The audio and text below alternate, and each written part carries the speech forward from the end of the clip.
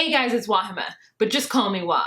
Melanated! Welcome to my recap of 90 Day Fiancé before the 90 days. This is episode 4, Family Ties. I'm here with my friend Chris Farah. Hi! And she's gonna help me recap it for you guys. All right, so I know I'm a little late and I wanna thank you guys so much for your patience. There has been a lot going on this weekend. I have been spring cleaning the house and I just haven't had any time. We were on a deadline, so we had to get the cleaning done. Okay, so let's jump right into this episode. First, I wanna say that where is the 7th couple? Do you guys not remember the couple of the woman who's like a stripper?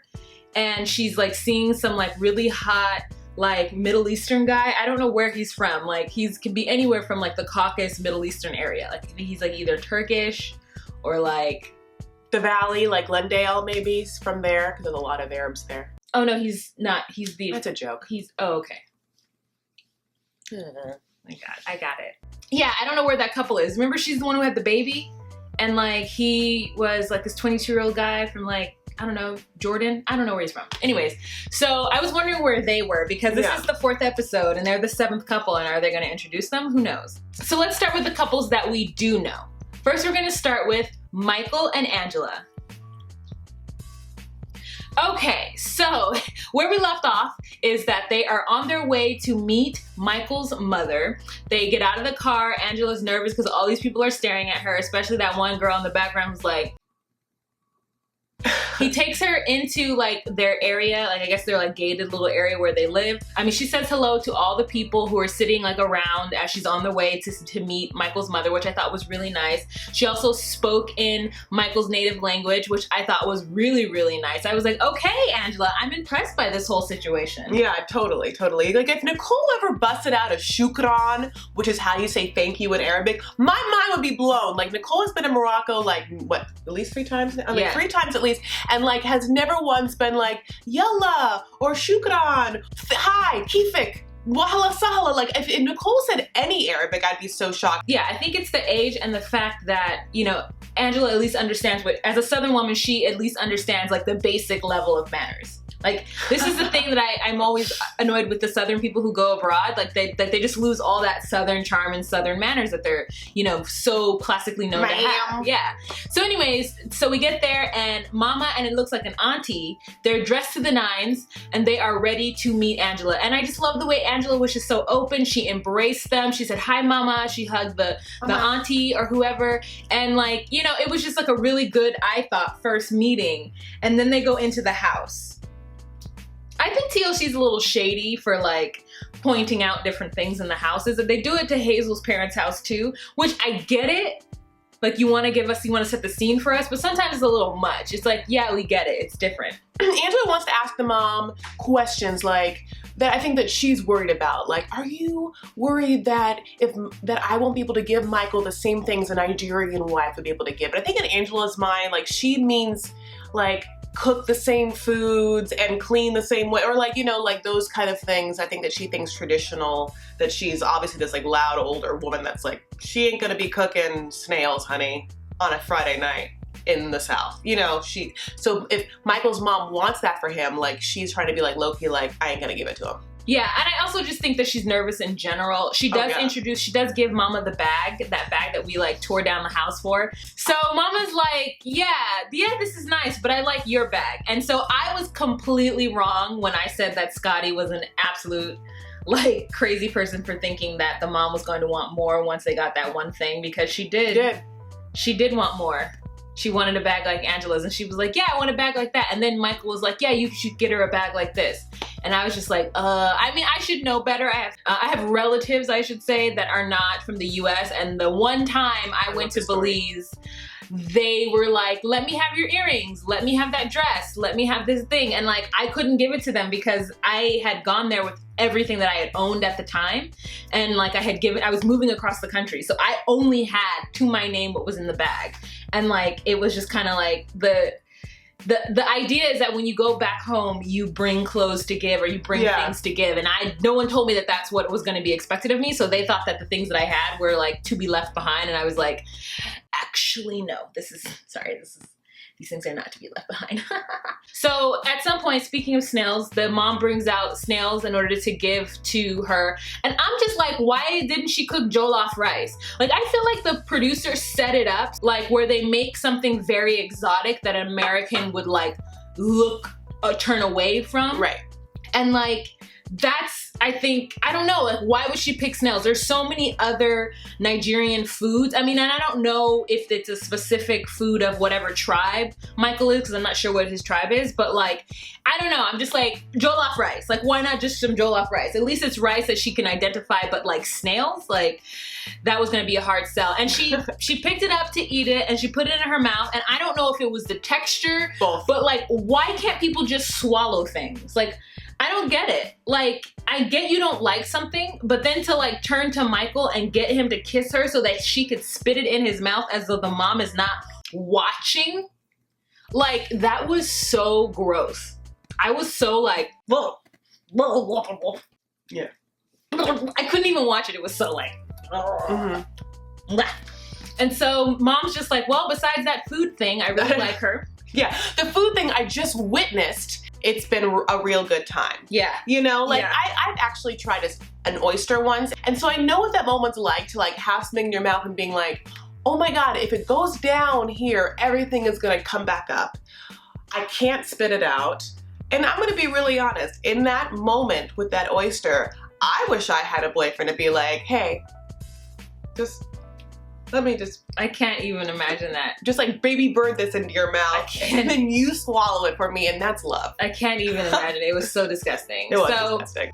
Like, yeah, mama's like, I just, you know, really wish that you would like chill and listen to my son and let him be a man. Yeah. And like, I'm just like, this is not gonna happen. She's too old for that. Like, she's just too much in her ways as a woman who's living her life, paying her own bills for the last, you know, 40 something years, like to be listening to Michael, who has no idea. So then they leave mama's house and they go outside and they talk to Michael's friends, who are weird. Michael's friends are, this crop of friends is not as good as the first crop of friends. Where's that bearded guy? Yeah. He was not there, honey, that hot one. Yeah, they were not there. And then they were like, I felt like they were making fun of Angela, and then like Angela like made Michael kiss her in front of them and was like boisterous and like loud. And I was like, oh, I get what's going on.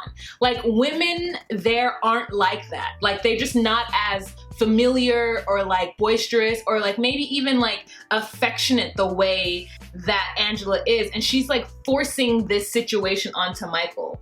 Like, I know she doesn't see other people behaving that way. And she's just like, oh yeah, Michael. It's so much. It's so much. And he's just trying to cope with it. So this is why I was thinking that, you know, he's kind of embarrassed. So yeah, like to bring that personality to an unfamiliar world, and then she's realizing low-key in that feminine intuition way that this guy that she just met isn't that physically attracted to her in real life. You know. All right, so the next part we have is day 3 with Angela and Michael, and Angela is like had it up to here, girl. She's like jittery and shaking. Michael wants to take her to this marketplace to look for some outfits. She does not want to wear any African attire. She said it's not her style, even though I've seen her with some like printed items. I don't understand why she just couldn't find like a subtle print and like do something with it, but that's fine. She didn't want to wear African attire. But you know, if you're in Nigeria and your boyfriend's Nigerian and he wants you guys to wear matching outfits the way Nigerians do, like, why would you deny that? So they get into this marketplace and she finds some cigarettes and she zooms in on those cigarettes, girl. Like, she's like, I need to have a smoke. And Michael tries to stop her and like basically talk her down like she's some crack addict who just like needs another hit on the pipe. And he's like, you don't need this, like trying to placate her. And she's like looking at him like, I'm gonna have it. No, I do need this. Like, he was like really gonna save her from like her smoking ways. And so she's like, Michael, no, I'm gonna have a cigarette. Thanks, ma'am. Thanks, ma'am. Thank you. I'm gonna get the thanks. Bye. She's like, oh no, Michael, I'm gonna smoke right now. No, I'm gonna buy this right now, this whole carton. I'm gonna smoke literally right now. I'm gonna go bye, bye, bye, bye, bye. I'm gonna go smoke. See you later, smoking now. Silly. And so then he like really wants her to go into this shop to get some clothes or look at some clothes. And she go inside and she's just like, look, I'm a bigger person. I'm uncomfortable. I don't want to do this right now. And he's like, okay. So he tells the salesperson, who speaks English, by the way. She said, I speak English. He tells the salesperson, yeah, can you get her something that's in her size, but don't bring it out and put it over her because she's fat. And I'm just like, I mean, I get it. Like, this is a cultural difference. Like, maybe he just doesn't understand that that is like really hurtful to an American woman's ears.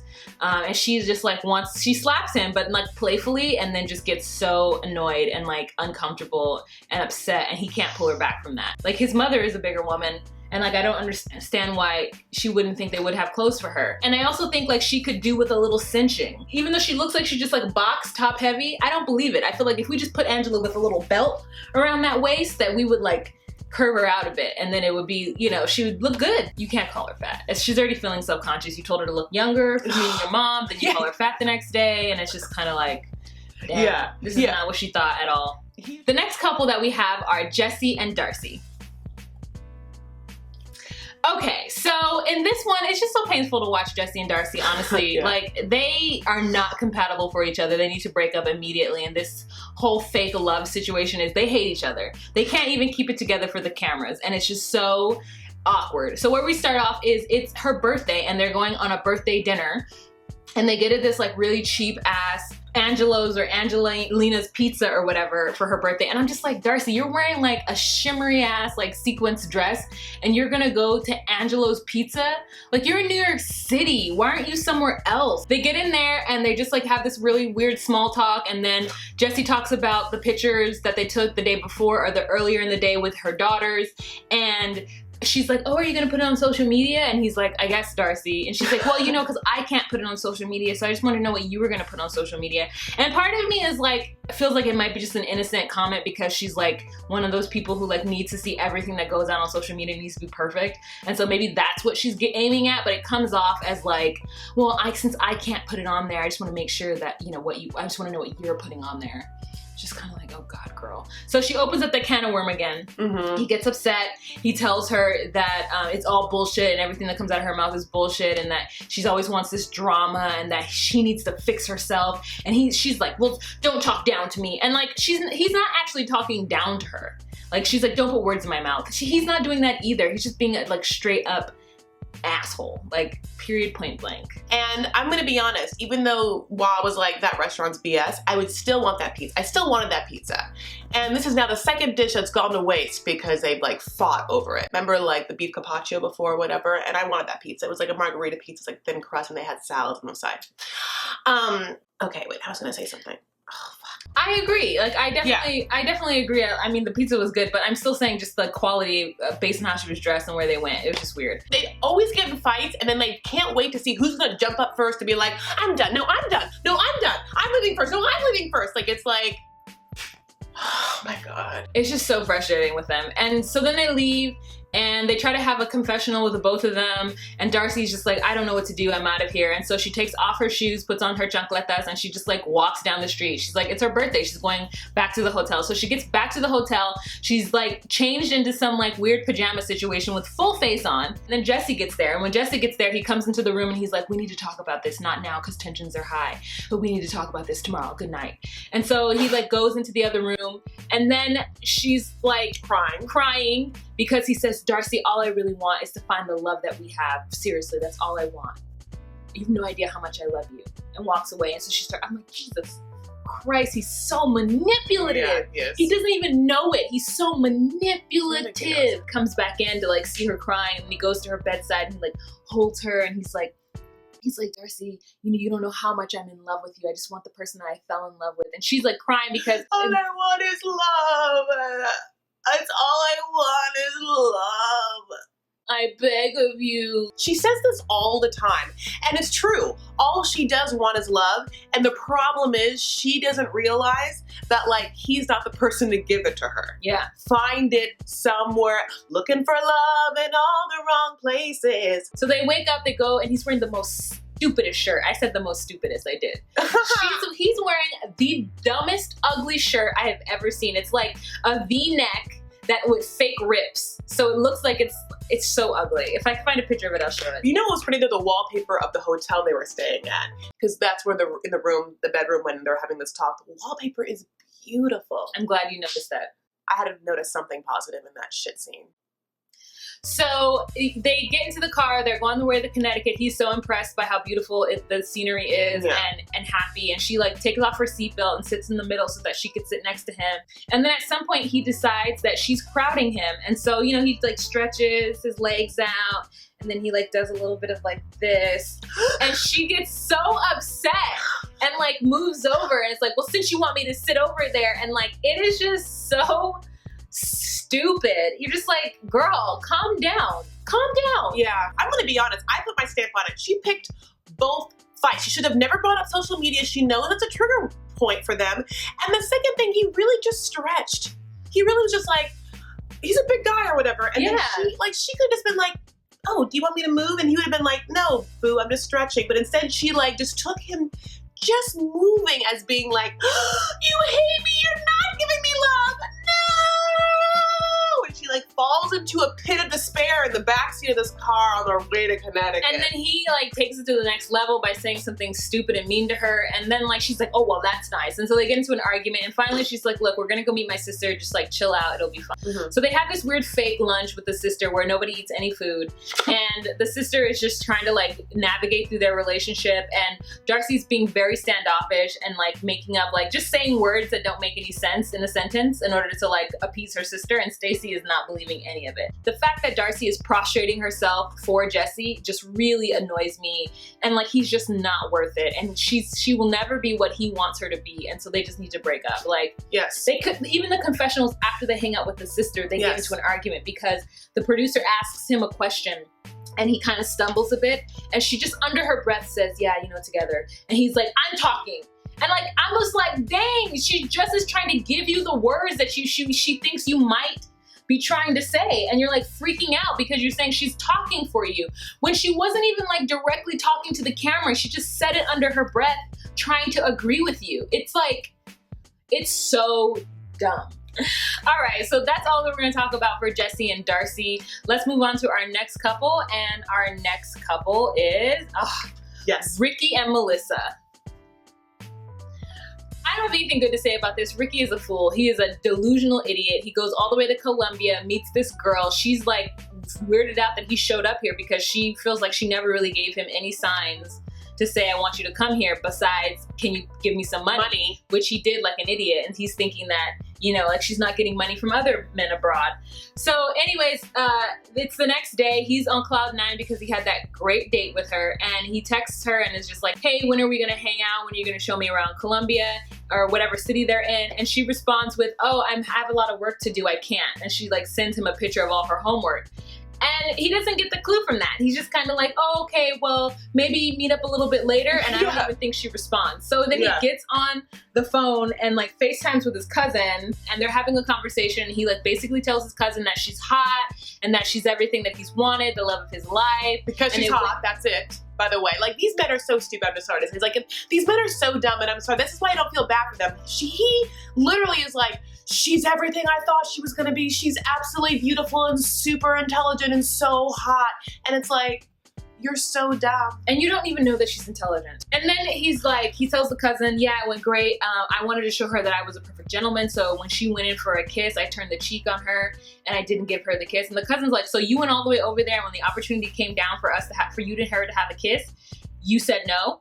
And he's like, yeah, I just wanted to let her know that I wasn't there for that. And I'm like, first of all, you are there for that. Secondly, like, that's not what happened, bro. And either he's super delusional or he just lied to his cousin. Because what happened is that she was looking at him and he was like, okay, and he just went to the side. And I guess him seeing her look at him made him think, oh, she wants me to kiss, but I'm not going to. I'm gonna go to the side. And I'm just like, that is not what happened, Ricky. You are delusional. Yeah. So then he decides he's still gonna go on his about the city by himself, wearing the craziest outfit. Honey, he comes down these steps in full fatigues and a do-rag / beanie or whatever. Some sort of like thing. Wasn't even close to being a do-rag, but it was some kind of like beanie situation. Yeah, like hybrid. I don't think she knows what a do-rag is. I really don't think you know what a do-rag is. I don't know what a do-rag is. Okay, I kind of do. It's like, it's a little, okay. But he comes down in this like ridiculous outfit, like he's going to war, honey, and he's not going to war. He's going on like a museum tour by himself, where he's just gonna like walk around the plaza and then take pictures and then try and still like text her pictures being like, well, maybe you could like meet me, you know, like for lunch or whatever. She's not saying anything. Honey, she is just like getting her braces tightened. So anyways, at the end of the night, he's pissed because she didn't come out, which she said she wasn't going to. So I don't know why he thought it was going to be anything other than that. And he's just like, well, I came all the way over here and she didn't want to see me and like blah, blah, blah. And, you know, I'm getting really tired of this. And I'm just like, you're not getting tired of this. You could do this for another 5 days. Like she could beat you up. she could be rude to you and beat around the bush for the next 5 days. And you'd be there like, yes. This is like the same thing as him being like, I'm gonna leave the restaurant between 9 and 9:15. That's where I put my foot down. And it's like, you will stay in Colombia. If she was like, look, I can hang out with you in 1 month and 3 weeks, you would be in Colombia for 1 month, 3 weeks, and 1 day, and then on her doorstep being like, ding ding. Yeah. All right, so we're gonna move on. Our next couple are Paul and Karine. Okay, so with Paul and Karine, listen, I'm not going to go into too much detail with them, so I'm just break it down for you. In this episode, we see that they are living together. They've been living together now for a couple of weeks in some kind of Airbnb situation, and she wants a baby. She tells Paul that she wants a baby. They go to get their marriage license, and everything works out. He brought all of his paperwork, unlike Nicole. And they even see the space where they're going to get married in, so it makes her very happy. But she wants to seal that deal. She wants to make sure that he's not going anywhere. So she wants to try to start having a baby right now. And he's just like, we don't have any money. Babies are expensive. And her response is, if we have a baby, that means that we will grow better and stop fighting. And I was like, oh my God, she is an absolute child to even think that if they have a baby, that means that they will grow closer and stop fighting, that it'll be better for their relationship. Their apartment is like cochina, and like, you know, it's just kind of like, she can't have a baby. They can't have a baby in that space. Paul's not ready. Paul gets on the phone, talks to his mom about it. Mom is like, no. Yeah. No to both things. No to marriage and no to baby. You're not ready for any of that. You can't afford it. Like, and Paul's just like, yeah, you're right. And I think that Paul is right. Karine's not ready. They go to the grocery store and he's trying to ask her stuff. And she's just like, whatever, it's whatever. They're the same thing. Just pick whatever. And I'm like, this is your country. Why don't you just pick it? If you know Comet is better than Ajax, then get the Comet. Yeah, you can read. He can't read it. Yeah, I don't understand why she thinks, or anyone thinks, and let's just be honest, that Band-Aid babies work. Band-Aid babies don't work. Like, it's a lot of pressure. Okay, first of all, that really sucks to put a lot of pressure on a goddamn kid to save a relationship that was never supposed to be together. B, Karine, and I don't understand why, is so petrified of losing this man that no one wants in America, that like has a criminal record and is super awkward, but that she's trying to trap him. I mean, she's just afraid of him leaving and then never coming back. She's like, Paul, yeah, please. And I'm just like, Karine, you don't want to have a baby with this guy. Like, you don't. Well, and also just pick up a sponge, girl. Like, put a sponge to a pan. It'll take like 30 minutes. She's lazy. She's cochina, and I like, no. Cochina seems to me like you're saying kitchen in Spanish, but I know you're not. Or are you? No, cocina is kitchen. Oh, yeah. Cochina is nasty. That's the difference. It's that ch and sa sound. It's like bossed and cost, you know? 2 different words, even though boss is not a word. Okay, so the next couple that we have is Rachel and John. Okay, so I've decided that John looks like Wallace of Wallace and Gromit. I'm gonna put a picture of it right here for you because those eyes are really cartoony and crazy. You know what I'm saying? Just crazy. So this is a weird part because like Rachel's kind of let down in this moment because Wallace he just got weird all of a sudden. They go to meet his sister. Sister is in love with Lucy, and everyone's in love with Lucy because she's so cute. That baby's so cute. But the sister is just so skeptical of this entire situation, and she just like... She has blue mascara on. The only bit of makeup she has on her entire face is blue mascara. Cobalt blue mascara on, which is a little bit of a trick if you have to bring out your brown eyes. Oh, is that what it is? I've heard, that's what I've heard. Maybe. Oh my gosh. Cause like, and then just like this random hair clip. Like I know that she was using it to hold her hair back, which I now realize must be like English like situation. Cause in the States when we have those like banana clips or whatever they're called, you take it up and then you clip it here or you bring it up and then you clip it in the back. But it looks like she was just like swoop clip. So it looks like this giant clip is just sitting randomly on the side of her head when I'm like, can she just get like a little bobby pin situation? Just like bobby pin it. But anyways, the sister had a lot to say and she made Rachel uncomfortable. And I mean, that was her point. She's basically saying that like he wasn't ready to be a dad and that he's never been around any kids. And he's like, I've dated 2 women that have kids. And she's just like, no, you didn't. Yeah, it's to Rachel, and Rachel's just like, I think his sister is trying to tell me that he's not ready. And we're like, yeah, that's exactly what. His family is like, our son, our brother is a mess. Run, Rachel, don't bring your baby in this situation. Oh God. And then later on, like, he's giving Lucy a bath, which made me uncomfortable, and I don't know why. Also, one thing that happened during the scene with the sister that was super awkward was that the sister's little kid looked at Rachel? I don't know what her name. Oh, Rachel. Looked at Rachel and was like, you're the most beautiful woman I've ever seen. And the sister's like, well, except for me. That was so awkward and weird. There was no reason for you to say anything like that. Like, you could have just been like, anyway, let's get back to tea and me talking about my brother. But no, she just like got cut to the core of her son saying this other lady was pretty and then had to be like, but I'm prettier. Yeah. That's what happened. Wow. So crazy. That sister, I need more of her because she is insane. Rachel also says that she thought or hopes that 2 weeks, she hopes that the 2 weeks that she's hanging out with him in London will be enough for him to become acclimated to being a dad. And they have the conversation about Lucy having her first words and Lucy possibly calling him dad. And he felt that that was inappropriate. That even though he pays for her daycare and that he's in her life, that he just wants her to know that he loves her, but putting the title of dad on him is too much because he doesn't really know what that word means because he met his dad like randomly one day and the guy was just like, hey, I'm your dad, you know, how's work? So I don't think he met his dad until he was like old enough to work. Like, that's so crazy. Yeah. So like, he's just like really uncomfortable with that word. And I see where he's coming from, but that was a conversation he needed to have with her from the jump. And like, I think it's appropriate that he wouldn't want Lucy to call him dad because like, you know, until they've decided on what they're gonna do. Are they gonna get married? Like, what's going on? You know, it's like putting the cart before the horse. And so I get him on that, but it really did take the wind out of Rachel's sails. And I feel bad for her, but like, she's foolish for thinking that 2 weeks was gonna do something because he can barely take care of himself. Like, you know, he's gonna need a cup of tea anytime he gets stressed out. We're gonna move on. So the next couple that we're gonna move on to is Tariq and Hazel. So we're back with our R&B lumberjack. It is the next morning. They are getting ready to go meet Hazel's parents. They get into the smallest little clown car. Little clown car. I can't believe he even got in. Like, I don't know if I could fit in this thing. It is like, I mean, we are, by the way, the space you see around us, it's like 1/2 our size. And so it was just like crazy. So they're gonna go meet her parents and they get to the spot and now the smallest space and then you really start to see like how poor they are.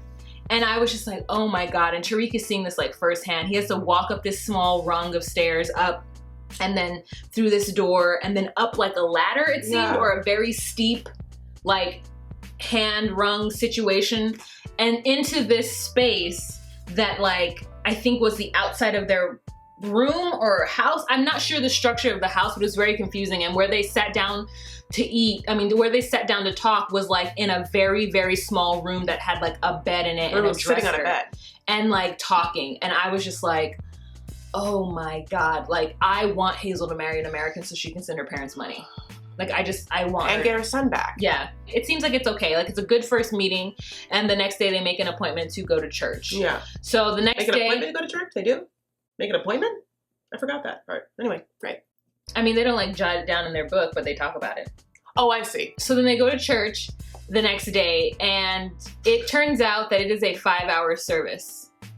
And that the whole point of the church, the culmination of it, is to be on the floor screaming, speaking in tongues. In fact, the pastor says, speak in tongues. Specifically, especially the Black church world, you know that like speaking in tongues is not important, but it's like, ooh, you spoke in tongues. No one is gonna tell you to speak in tongues because that's like forcing the Holy Spirit or forcing a fake situation.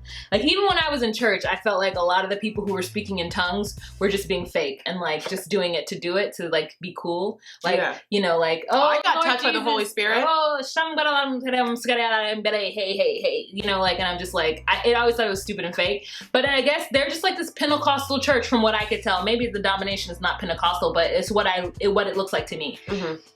They are on the floor crying and screaming and doing this for 5 hours. When he comes out and they have a conversation, like they're just like, so what did you think? And he's like, I don't know where the hell I've been for the last 5 hours. Like I was like he's deer in headlights, doesn't know what's going on. Basically, Hazel says he's not religious, but he's willing to respect our religion. He can send Hazel to the local church every Sunday without him. Like she wasn't up screaming and crying and such. So like she would be cool, I think, with being in a little bit of a low-key church. It's such a weird culture thing. Like they must think that he's a crazy person for being like, oh yeah, I just don't believe in Jesus. I'm gonna choose not to believe in that. And they're just like, no, he said he believes in God. No, yes, he said he believed in God, but not in Jesus. In their mind, he's saying, I've chosen to go to hell. I'm gonna take your daughter. Yeah, I definitely think they're hard pressed to find an American guy who's that religious who would go outside of his country to find love, especially based on such superficial like things, like her sexy pictures, you know? She should have been on the Christian Cupid, honey. She should have been like on Pentecostal snakehandling.com. Yeah, that's what she needed to be on. Pentecostalsfindlove.com. Yeah. All right, you guys, thank you so much for watching and for your patience for waiting for this video. Again, I'm here with my friend Chris Farah. Bye! Also follow me on social media. I need the followers. Chris L. Farah. The L is for love. And if you like to hear what I do here on this channel and you'd like to consider becoming a Patreon patron, please click the link down below. And remember to be you, be true, and find your place. Bye.